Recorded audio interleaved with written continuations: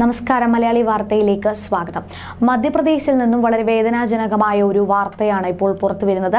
മധ്യപ്രദേശിൽ ബസ് ലോറിയിൽ ഇടിച്ച് 15 പേർ മരിച്ചു എന്നുള്ള വിവരങ്ങളാണ് പുറത്തു വരുന്നത്.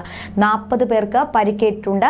ഹൈദരാബാദിൽ നിന്ന് ഗോരഖ്പൂരിലേക്ക് പോയ ബസ് റീവയിൽ വെച്ച് അപകടത്തിൽപ്പെടുകയായിരുന്നു എന്നാണ് പ്രാഥമിക വിവരം. പരിക്കേറ്റവരെ ആശുപത്രിയിലേക്ക് മാറ്റിയതായി വിവരമുണ്ട്. റീവയിലാണ് അപകടമുണ്ടായത്. അപകടമുണ്ടായ തൽക്ഷണം തന്നെ 15 പേർ മരിച്ചു എന്നാണ് വിവരം. 40 പേർക്ക് പരിക്കുകളുണ്ട്. ഇതിൽ 20 പേർക്ക് സാരമായ പരിക്കുകളാണുള്ളത്. അതുകൊണ്ട് തന്നെ അവരെ പ്രയാഗ്രാജ് ആശുപത്രിയിൽ പ്രവേശിപ്പിച്ചിരിക്കുകയാണ്. എന്നാൽ ഇവരിൽ ചിലരുടെ നില ഇപ്പോൾ ഗുരുതരമായിട്ടുണ്ടെന്നും വിവരങ്ങളുണ്ട്. ഒരു കണ്ടെയ്നർ ലോറിയുടെ ബാക്കിൽ ബസ് ഇടിക്കുകയായിരുന്നു എന്നാണ് വിവരം.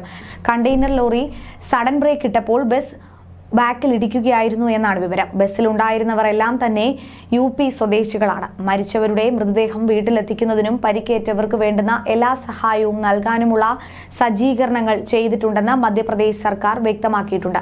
മധ്യപ്രദേശ് സർക്കാരും UP മുഖ്യമന്ത്രിയും തമ്മിൽ സംസാരിച്ചിട്ടുണ്ടെന്നും ഇവർ സജ്ജീകരണങ്ങൾ തയ്യാറാക്കിയിട്ടുണ്ടെന്നുമാണ് വിവരം. എന്തായാലും വലിയൊരു നഷ്ടം തന്നെയാണ് ഇപ്പോൾ ഉണ്ടായിരിക്കുന്നത്. 15 പേരുടെ ജീവനാണ് ഒരു അപകടത്തിൽ നഷ്ടപ്പെട്ടിരിക്കുന്നത്. ന്യൂസ് ഡെസ്ക് മലയാളി വാർത്ത.